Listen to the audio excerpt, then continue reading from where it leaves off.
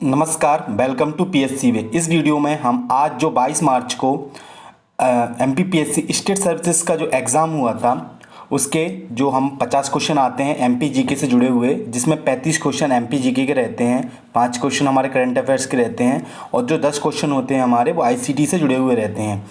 ये जो part A के हिसाब से आता है, उसके बाद 100 क्वेश्चन रहते हैं, वो स्पेसिफिक सब्जेक्ट से जुड़े हुए रहते हैं। चलिए इन 50 क्वेश्चनों का हम एक क्विक रिवीजन कर लेते हैं। जो पेपर में आज आया है उनको मैं आपको आंसर की के साथ में बताऊंगा। तो इसमें पूछा गया है, हमारा पहला क्वेश्चन है, मालवा के दक्षिण में स्थित भू आकृतिक विशेषता को परिभाषित करना है।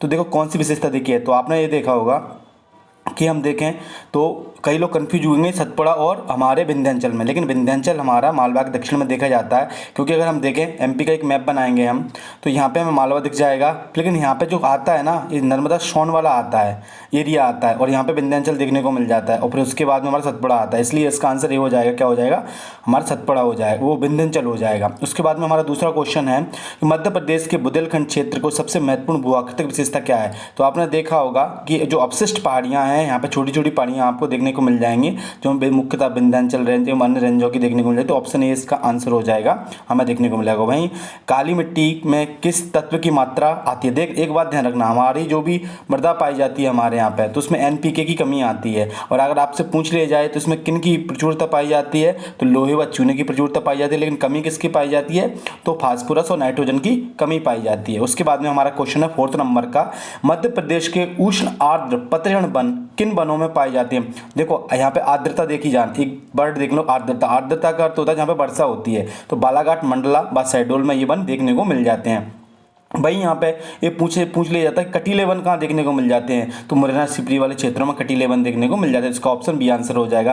राजघाट परियोजना कहाँ देखने को मिल जाती है, तो ये हमें बेतवा नदी पर देखने को मिल जाती है, जो ललितपुर जिले और जो झांसी जिला है उसकी सीमा पर देखने को मिलती है। वहीं देखें बेगा जनजाति मध्य प्रदेश के किस जिले में निवास करती है। देखो अगर यहाँ पे मंडला व बालाघाट आता तो कन्फ्यूजन वाला पॉइंट होता।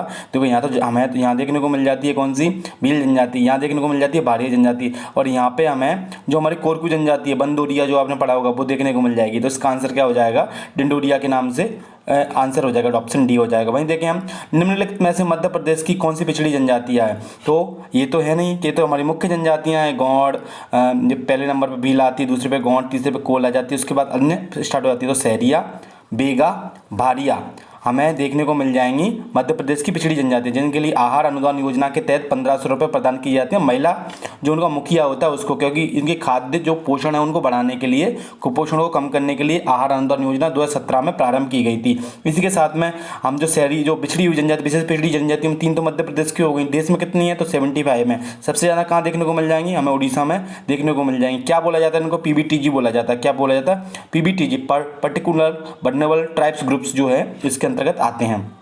ऑप्शन नंबर जो क्वेश्चन नंबर 8 है हमारा, उसकी बात करें, कोरकू जनजाति मुख्य रूप से कहाँ देखने को मिलती है, तो बैतूल में देखने को मिलती है। तो लो दोस्तों, अगर आप जो सिंपल क्वेश्चन आते हैं, ज़्यादा डीप पढ़ने की आवश्यकता नहीं है, तो मैंने अपने इसी चैनल पर परीक्षा एग्जाम की जो पुस्तक आती है यूनिट 10 उसका रिवीजन कराया है, तो आप जाके उसको विजिट कर सकते हैं, और उसका मैंने शानदार रिवीजन कराया है। एक वीडियो में मैं उसके जो स्टैटिक पोर्शन में बोल लेता था, एक वीडियो में मैं एमसीक्यू डिस्कस करता था, तो वो आपके लिए बहुत ही मज़ेदार वीडियो होने वाली है।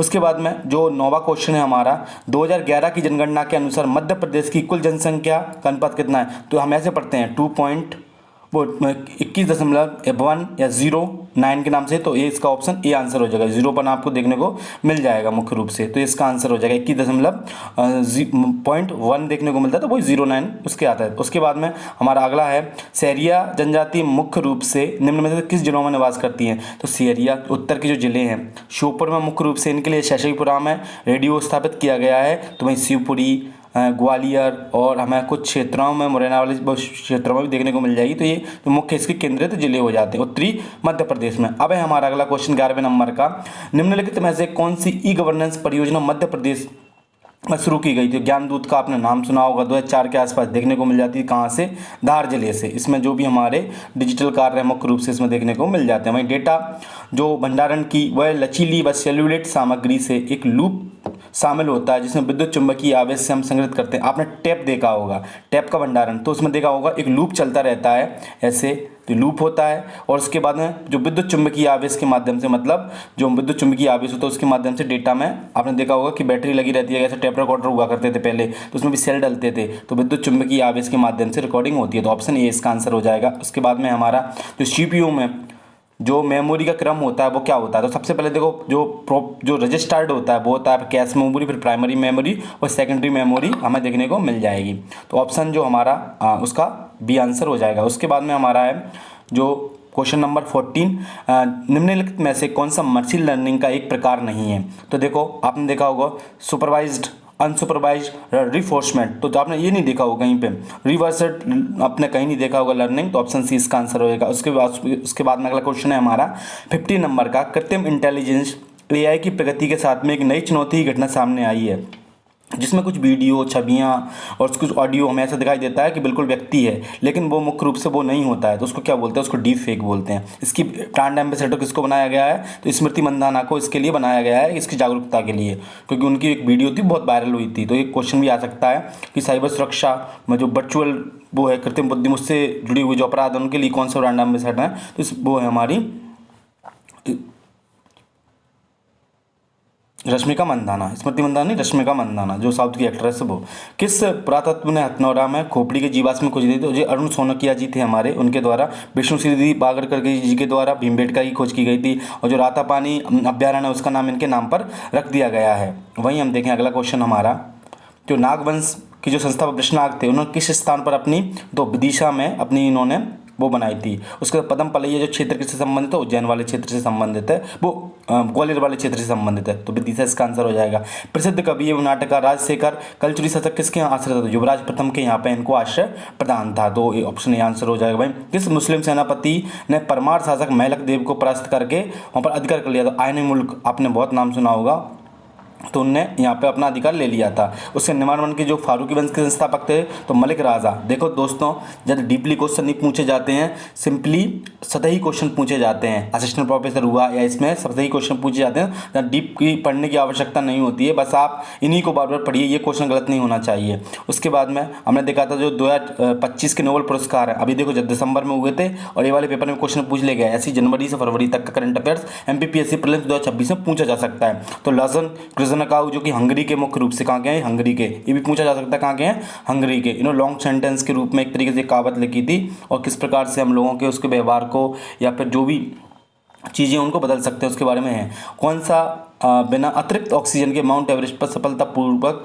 चढ़ाई करने वाले प्रथम व्यक्ति बने थे, तो जो अंद्रेज वर्गेल थे उनके द्वारा यह काम किया गया था। वहीं देखें हम 2030 में कॉमनवेल्थ गेम्स के लिए कहाँ पे आयोजित किया जाएगा, तो हमारे जो अहमदाबाद शहर है उसकी बिड को स्वीकार कर लिया गया है, तो ये अहमदाबाद में आयोजित होगा। उसके बाद में अगला क्वेश्चन है हमारा, स्वर्ग नरक J6 नामक उपन्यास किसके द्वारा लिखा गया है, तो राम नारायण जो उपाध्याय जी हमारे जो मालवा नवान क्षेत्र में देखे जाते हैं, और उन्होंने मुख्य रूप से यहाँ के शब्दकोश की रचना भी की है, तो ये हमें देखने को मिल जाते हैं, तो इनका ऑप्शन सी आंसर हो जाएगा। भारत के पहले प्रधानमंत्री मेगा इंडस्ट्रियल, देखो आपको पता होगा जो PM मित्र पार्क है मध्य प्रदेश में कहाँ स्थापित किया जाएगा, इसका भी उद्घाटन किया गया था दिसंबर या नवंबर में, आपको देखने को मिल जाएगा, तो धार में किया गया था। 7 PM मित्र पार्क बनना है, इसकी कुछ विशेषताएं भी हैं कि लगभग हमारे जो 3 लाख लोगों को ये रोजगार प्रदान करेगा, और 5 लाख लोगों किसानों को यहाँ से जो भी कपास वगैरह उगाते हैं उनको ये लाभ प्रदान करेगा, तो ये डेटा भी आप याद रखिएगा। तो ऑप्शन क्या हो जाएगा, डी आंसर हो जाएगा। मध्य प्रदेश, उत्तर प्रदेश, बिहार की सम्मिलित अंतर्राज्यीय परियोजना कौन सी है, तो बाणसागर परियोजना,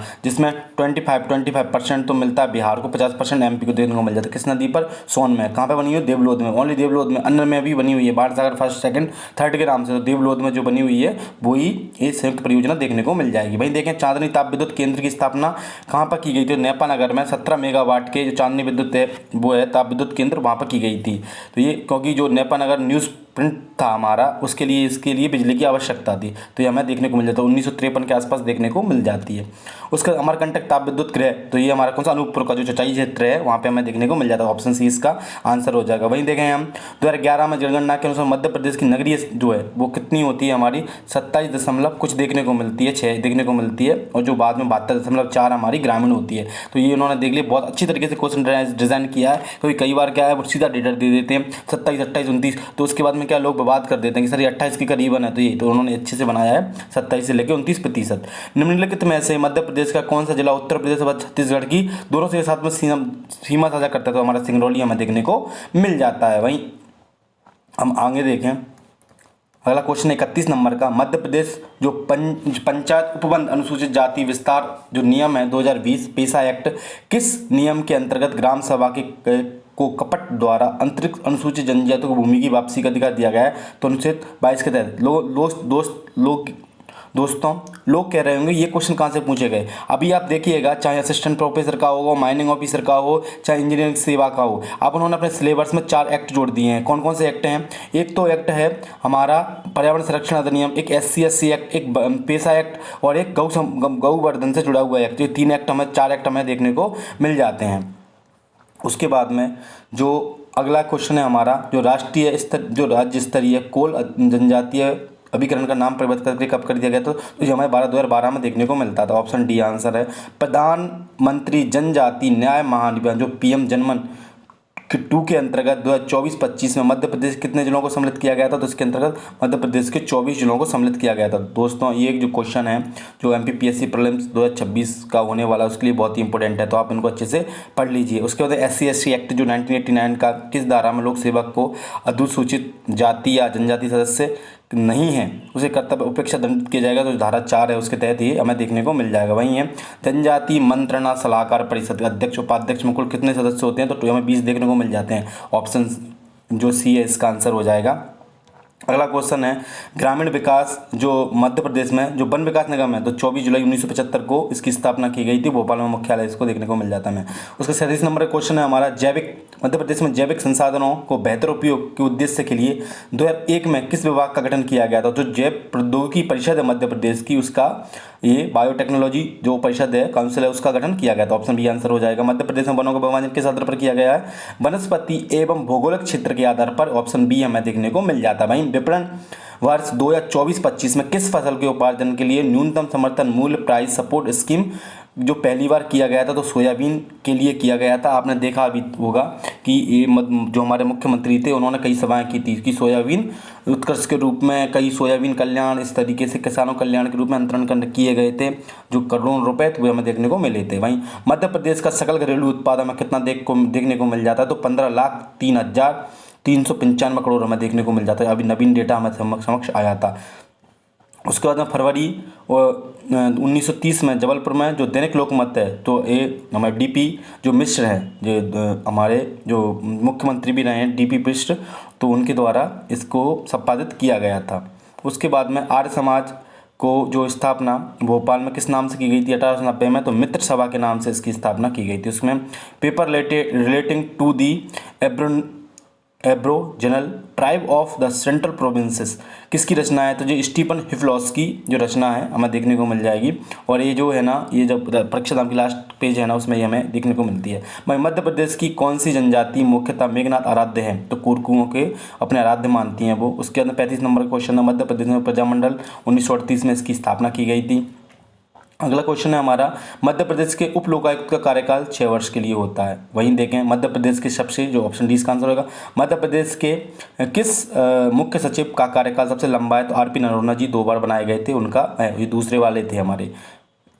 उसके बाद में हमारे हैं जो 73वां संविधान संशोधन हुआ था पंचायतों से जुड़ा हुआ वो किसने सबसे पहले लागू किया था? तो मध्य प्रदेश राज्य था जिसने सबसे पहले लागू किया था। 49 नंबर का क्वेश्चन है हमारा कि किस सूचना आयोग के चयन समिति का हिस्सा नहीं होते? तो मुख्य न्यायाधीश इस समिति के हिस्सा नहीं होते। ऑप्शन डी आंसर हो जाएगा। वहीं हम देखें जो हमारा गौवंश अधिनियम है उसके तहत अनुसार गोवंश की जो परिभाषा में कौन कौन शामिल होता है? गाय, सांड, बैल। ऑप्शन सी हमें देखने को मिल जाएंगे। तो इसमें सबसे इंपॉर्टेंट बस चीज़ थी ये थी कि वो जो एक्ट थे हमारे उनसे एक क्वेश्चन आया सभी से, और जो MP के जो बिल्कुल जो बनाए गए थे उतने 35 क्वेश्चन 10 क्वेश्चन हमें हमारे ICT से और 5 क्वेश्चन हमें हमारे करंट अफेयर से देखने को मिल जाएंगे। अगर वीडियो अच्छी लगी तो वीडियो को लाइक करें, दोस्तों के साथ शेयर करें। Thank you so much.